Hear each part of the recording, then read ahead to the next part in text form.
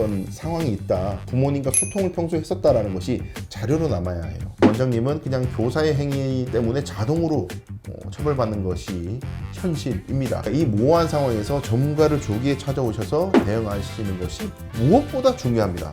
그런 비전문가적 판단만 기대해서 사건을 대처하다 보면 돌이킬 수 없는 상황이 생길 수도 있습니다.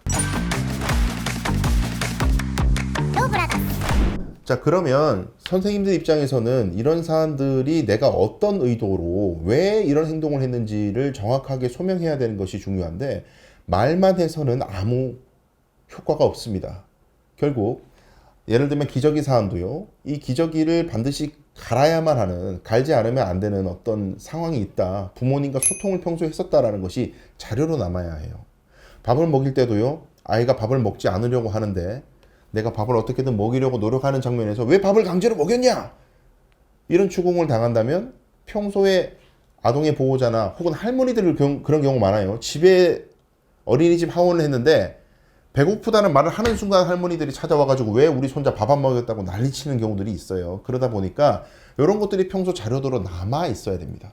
그리고 내가 차렷을 많이 시켰다면 아동의 폭력성이 평소에서 있었다라는 자료들이 남아 있어야 되고, 이 폭력성을 지도하기 위해서 저는 어떤 행동들을 하고 있습니다, 이 아이를 차렷을 시키고 있습니다 등등을 부모님과 소통한 자료들이 키즈노트든 알림장이든 뭐 전화 녹음이든 문자 메시지든 풍부하게 남아 있어야 이 아동의 특성이 증명이 됩니다. 지금부터 중요한 솔루션 하나, 또 원장님에 대한 건데, 양벌 규정 때문에 원장님은 그냥 교사의 행위 때문에 자동으로 처벌받는 것이 현실입니다. 근데 100%는 아니에요.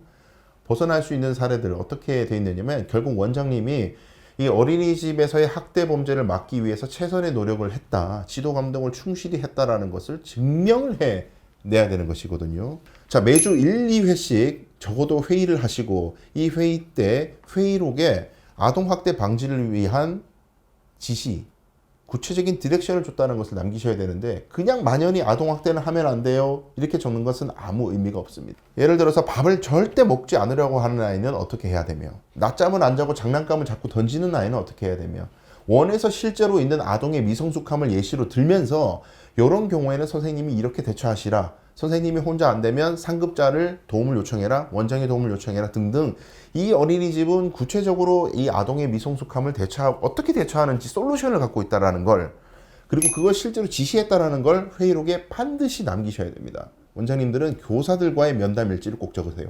학부모과의 면담일지, 상담일지를 잘 적으시려고 하는데, 교사들과의 면담일지에서 이런 아동 때문에 선생님이 평소에 많이 힘들다, 어떻게 해야 될지 모르겠다, 소통한 기록들, 원장님은 이렇게 하라고 얘기를 했다, 이런 기록들을 잘 남겨놓으시기 바라겠고요. 보호자와의 소통을 못 남겨놓으시는 원장님들이 많습니다. 특히 어떤 원아가 이런 미성숙함이 있다, 이런 부족함이 있다, 이 얘기를 학부모에게 했다가는 왜 우리의 부족하다는 얘기를 하냐, 기분 나빠하고 원성 높이는 경우들이 있다 보니까 겁내하시는 분들이 있는데요.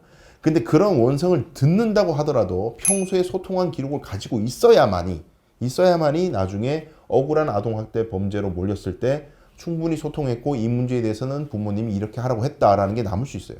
어떤 아동이 밥을 먹을 때 입에 음식을 먹고 안 씹는 애가 있어요. 근데 이 아동은 집에서도 돌아다니면 먹어요, 걸으면. 그래서 어떤 어린이집에서 이런 요청을 받았어요. 우리 애가 밥을 안 먹으면 좀 이렇게 산책을 시키세요, 원 안에, 어린이집 안에서. 근데 선생님 입장에서는 여러 아이를 동시에 밥을 먹이는데 산책을 시키기가 쉽지 않거든요. 그래서 어떤 장면이 찍혔냐, 어떤 어린이가 입에 물고 있어요. 얘가 또 안 먹어요. 선생님이 이런 장면이 CCTV 찍혔어요. 한 바퀴 돌라고. 근데 요 아이가 쫄래 걸어서 벽 보고 그냥 서 있는 거예요. 이 장면만 딱 캡처해서 보면은 맥락을 다 생략하고요, 이 장면만 보면 밥 안 먹는 아이 벽 보고 서 있으라고 벌 선게 돼요. 부모와 소통한 기록이 있었던 거죠. 집에서도 걸으면 먹는다, 섭식 지도를 꼭 해달라, 어떻게 해서든지 밥을 먹여달라. 그래서 선생님은 내가 벌 세운 게 아니고 먹게 하기 위해서 어떻게든 한 거다. 근데 이 순간 다른 아이도 밥을 먹여야 되기 때문에 얘를 신경을 못 썼을 뿐이다, 찰나, 이런 식으로 소명을 해서 범죄 혐의에서 벗어난 사례들이 있습니다. 자, 그리고 다른 사안에서 원장님이 또 좋은 자료를 썼던 것이 정기적으로 원장님이 어린이집을 몇 시, 뭐 몇 분, 뭐 1시간마다 돌면서 이상 사례가 있는지 파악했다라는 것을 기록으로 남겨놓으시면 굉장히 유용한 자료가 될 수 있고요. 문자나 전화를 평소에 부모님과 많이 하시라. 그래서 그 자료들을 다 보관하시라. 그 말씀을 꼭 제가 드립니다. 또 마지막으로는 이런 아동학대 교육, 저도 평소에 어린이집 원장님도 모아놓고 대규모 강의들을 많이 진행합니다만은 이런 강의들을 수료한 자료들, 수료증이나 이런 것들을 꼭 모아놓으시기 바라겠습니다. 원장님들 입장에서는 조기에 사건을 마무리하고 시끄럽지 않게 하고 싶어요. 법적인 다툼으로 비화되지 않고 어떻게 하면 원만하게 해결할까, 그런 생각들을 많이 하시는데 아주 극히 일부 부모님들 중에서는 답정너 부모님들이 있어요. 그런 분들은 제가 솔직하게 말씀드리면 설득이 안 됩니다. 제가 현실에서 만나는 그분들은요, 재판정에서 판사님이 무죄 선고를 하셔도 법원을 비난하세요. 그리고 경찰이나 검찰이 무혐의 결정을 내도 그러면 경찰과 검찰을 비난하십니다. 원장님들은 이런 분들과 섣불리 사과하거나 하는 경우들이 많거든요. 일단 미안하다. 일단 마음 상하셨다면 죄송하다. 그래서 좀 원만하게 저희가 위로금을 좀 드릴 테니까 사건을 조기에 좀 마무리할 수 없겠느냐라고 하시는 경우들이 많은데 굉장히 좋지 않습니다. 왜냐하면 이 사과는 아동학대가 맞다는 걸 전제로 하는 거거든요. 이 사과, 이 문자, 전화 모두 녹음해서 합의는 하지 않고 이 자료를 경찰에 제출하는 경우들이 많습니다. 원해서 아동학대를 인정했다. 그러니까 이 모호한 상황에서 전문가를 조기에 찾아오셔서 대응하시는 것이 무엇보다 중요합니다. 대부분의 원장님들이 문제가 생기면 동료 원장님들, 다른 어린이집 원장들에게 물어봐요. 이런 거 있는데 어떡하지?